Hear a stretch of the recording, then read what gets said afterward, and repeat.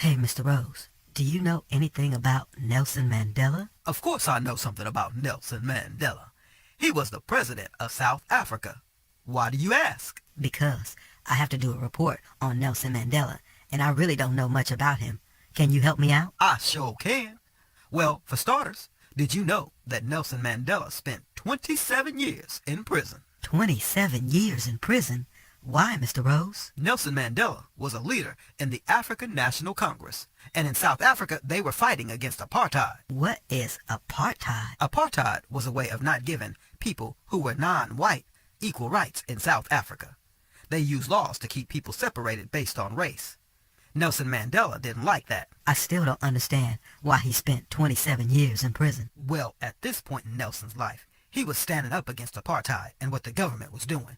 And they told him he couldn't talk to a lot of people or travel around to talk to them. But Nelson didn't listen, and he ended up getting thrown in jail because the government said he didn't listen. Then, later on, they brought him back on trial for working with other people to overthrow the government, and in 1964 he was found guilty and given life in prison.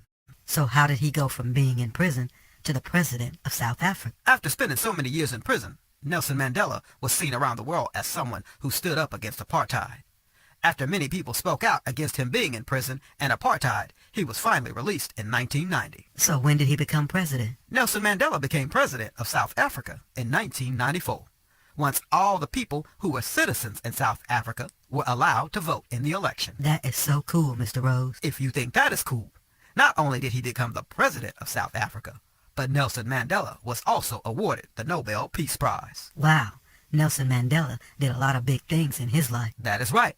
So remember, as a young man, when you grow up, you can be anything you want to be and be a leader too, and make sure you stand up against unfair treatment.